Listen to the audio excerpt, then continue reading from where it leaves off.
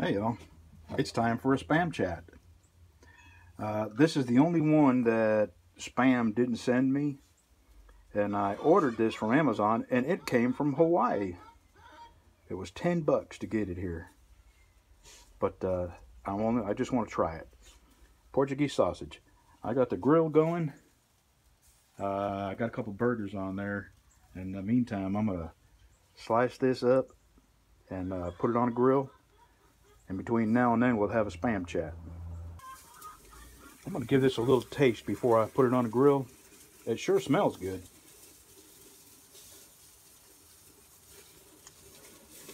Yep, that is a very unique flavor. Wow. You know that tocino spam is the best I've ever had, and I would say so far this is the second best. I'm gonna eat the rest of that. I'll put these on the grill. So what we have here is spam steaks. Okay, I'm gonna get them on a grill. If you've ever grilled spam, you might be a redneck. I tried a piece. Oh my God, it's delicious. All right, a couple more minutes and that'll be done. All right, so here's the chat portion of the spam chat. Uh, this is going to be three parts: what happened, why it happened, and a warning. What happened was Saturday morning, I had to take my wife to the emergency room. She's had a heart attack once already, and she started having symptoms that were indicative of a potential heart attack.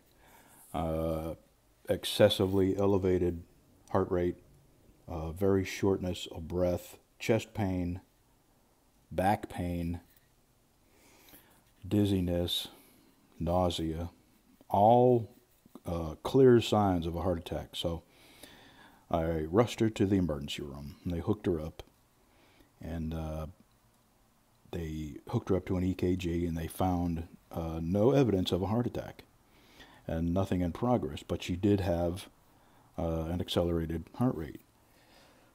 So they did another test to determine whether she may have a blood clot in her lungs, and there was no blood clot. So they talked to her a whole bunch, and they have come to the conclusion that the cause of her symptoms were the withdrawal symptoms of a drug she stopped taking. You know, my wife a couple years ago had cancer, and while she was recovering from that, had a heart attack, and then had another surgery just as invasive as the first surgery. And as a result, she's been on a lot of medicine. Well, as she has found that she didn't need a particular medicine anymore, she would stop taking it. And one of the medicines had these horrific withdrawal symptoms. And she stopped taking it. You know, of course, all this is hindsight now. Now that we've read the little disclaimer, the little fine print, you're not supposed to just immediately stop taking this particular drug.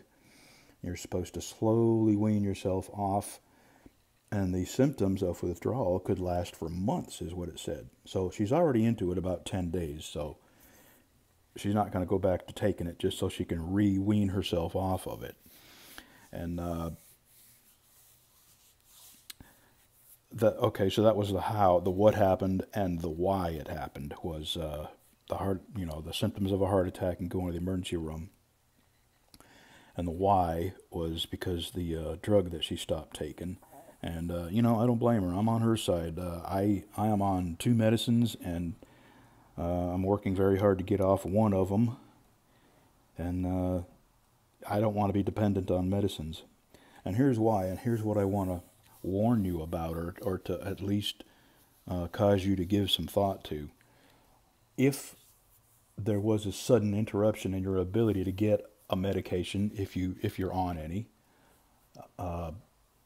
would it be a kind of medication that would just be devastating, that would put you in the hospital?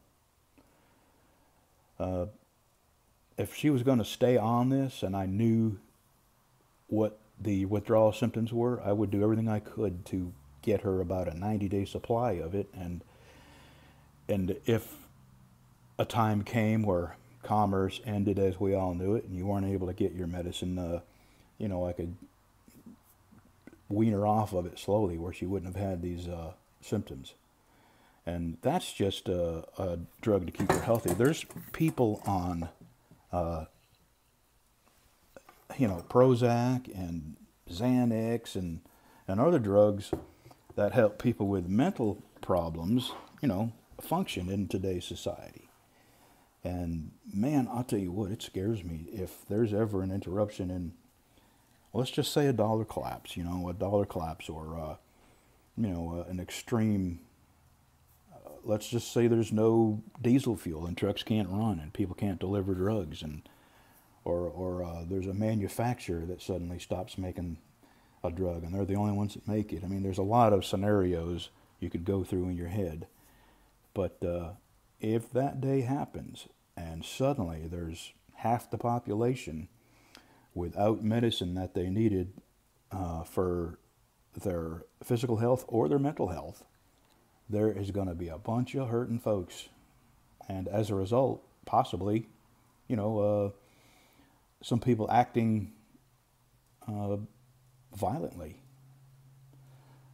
That's all. And on to the spam tasting. Thanks for listening. There we go.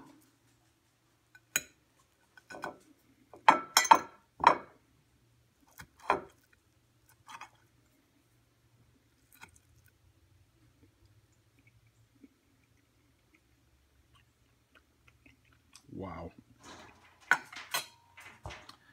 I just can't believe spam tastes this good. I grew up on spam. Ate a lot of spam when I was a kid, and that was just that one flavor. They have really, I don't think they know what they've done by adding flavors. This is Portuguese sausage, and it's a great flavor. Spam, you're going to go a long way. Thanks for watching. This is the bottom half of my Berkey filter. There's the top half.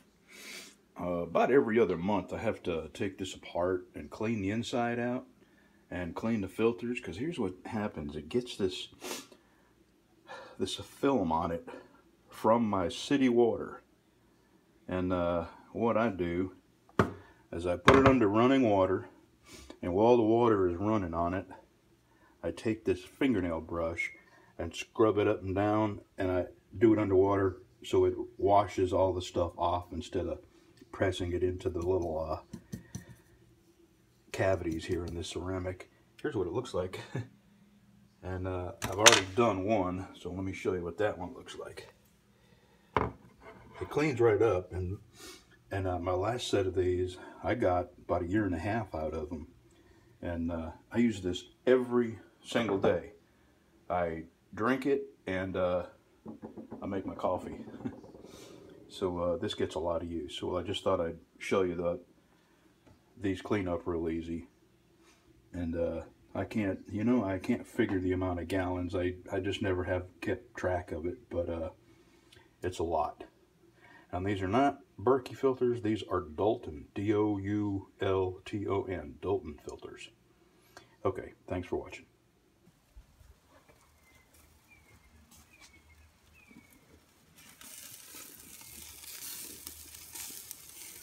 Oh yeah, it's not bacon.